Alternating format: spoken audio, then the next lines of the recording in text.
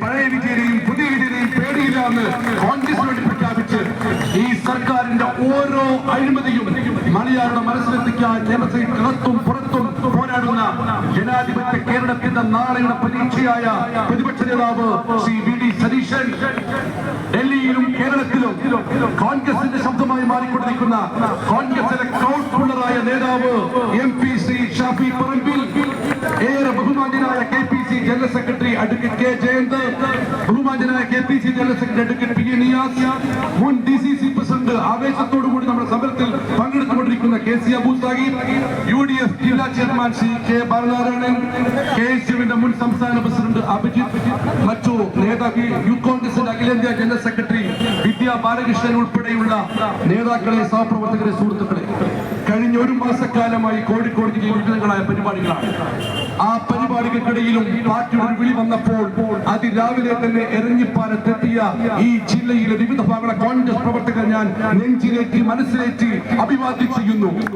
ഈ സമരം പിണറായി വിജയൻ രാജിവെക്കണമെന്ന് ആവശ്യമുള്ള സമരമാണ്. വിശദമായി ബഹുമാനോട് പ്രതിപക്ഷ നേതാവ് പറയും, ശ്രീ പിണറായി വിജയന്റെ പ്രസ്താവന ഉണ്ടായിരുന്നു അടുത്ത കാലത്ത്, മൂന്നാം തവണയും LDF വന്നില്ലെങ്കിൽ നാട് നശിക്കുമെന്ന്. പക്ഷെ അവരോട് നമുക്ക് പറയാനുള്ളത്, മൂന്നാം തവണയും വന്നില്ലെങ്കിൽ നശിക്കാൻ പോകുന്നത് നാടല്ല, പിണറായി വിജയന്റെ കുടുംബം മാത്രമാണ് നശിക്കാൻ പോകുന്നത്. ഇത് വലിയൊരു സാമ്പത്തിക കുറ്റാന്വേഷണ ഏജൻസി പിണറായി വിജയന്റെ മകൾ തട്ടിപ്പ് നടത്തിയിരിക്കുന്നു എന്ന് പ്രാഥമിക അന്വേഷണ റിപ്പോർട്ട് സമർപ്പിച്ച സാഹചര്യത്തിലാണ് ഒരു മിനിറ്റ് വൈകാതെ ഈ മുഖ്യമന്ത്രി അഴിമതിക്കാണ് നമുക്ക് രാജിവെക്കാൻ ആവശ്യപ്പെടുന്നത്.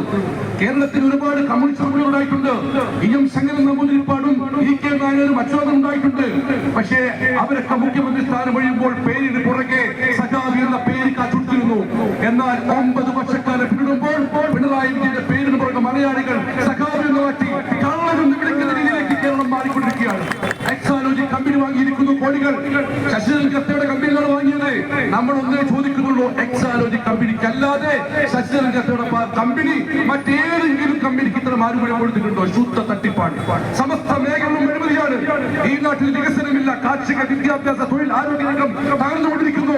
പ്രിയപ്പെട്ടവരെ, ഇന്ന് 2025 മെയ് മാസം 6-ാം തീയതിയാണ്. ബഹുമാനപ്പെട്ട പ്രതിപക്ഷ നേതാവ് സാക്ഷാത്കാരം പറയുന്നു, 2026 മെയ് 6-ന് വോട്ടെണ്ണി കഴിഞ്ഞിട്ടുണ്ടെങ്കിൽ ഇവന്റെ സ്ഥാനം പണിക്ക് പുറത്തായിരിക്കുമെന്ന് കരുതിയിരിക്കുന്നു.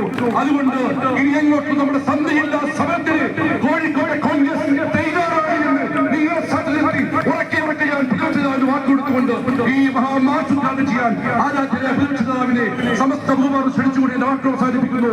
നന്ദി, നമസ്കാരം.